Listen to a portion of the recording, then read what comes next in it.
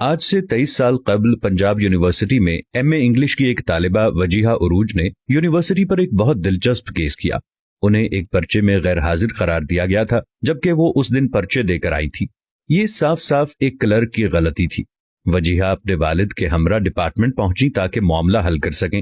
وہاں موجود ایک کلرک نے ان کے والد سے کہا، آپ کو کیا پتا آپ کی بیٹی پیپر کے بہانے کہاں جاتی ہے؟ یہ جملہ وجیہہ پر پہاڑ بن کر گرا۔ وہ کبھی کلرک کی شکل دیکھتی تو کبھی اپنے والد کی۔ انہیں سمجھ نہ آیا کہ وہ کیا کریں۔ وہ اپنے ہی گھر والوں کے سامنے چور بن گئیں۔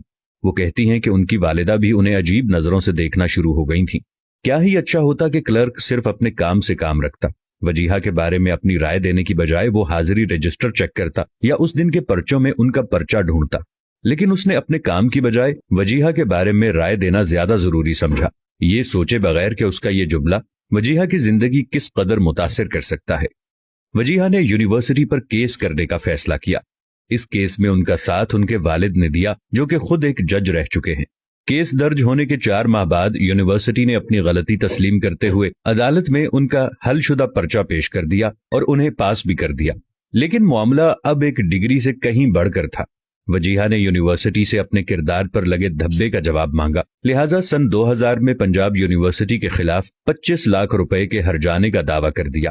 پاکستان میں نظام عدل سے انصاف کے حصول میں وجیہہ عروج کو 17 سال کا عرصہ لگ گیا۔ سن 2017 میں عدالت نے وجیہہ کے حق میں فیصلہ سنایا اور یونیورسٹی کو 25 لاکھ سے کم کر کے 8 لاکھ روپے جرمانہ ادا کرنے کا حکم دیا۔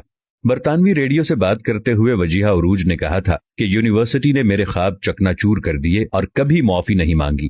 ان کے اس عمل سے میری عزت اور وقار کو پہنچنے والے نقصان کی تلافی پیسہ نہیں کر سکتا۔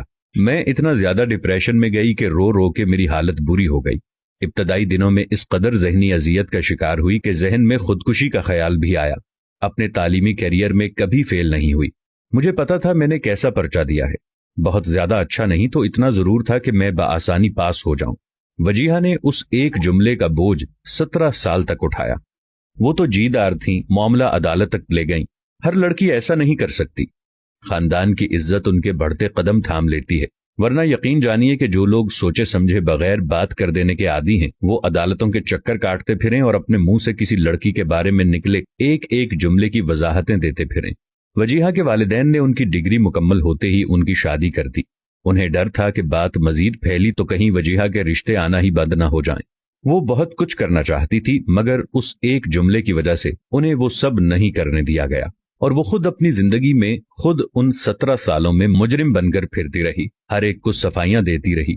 نہ جانے ہمارے ملک میں یہ عذاب کب ختم ہوگا کہ ہماری عدالتیں کب آزاد ہوں گی۔ نہ جانے ہمارے ملک میں عدالتیں انصاف کو کب سیریس لیں گی، کیونکہ جس پر بیت رہی ہوتی ہے صرف وہ جانتا ہے یا اس کا رب جانتا ہے۔ خدا کریم سے دعا ہے کہ ہمارے ملک کے نظام میں بہتری آئے۔ یا اللہ، تو عظیم کبریا ہے، ہمارے ملک پر رحم و کرم فرما اور اسے تا قیامت آباد و شاد رکھ۔ آمین ثم آمین۔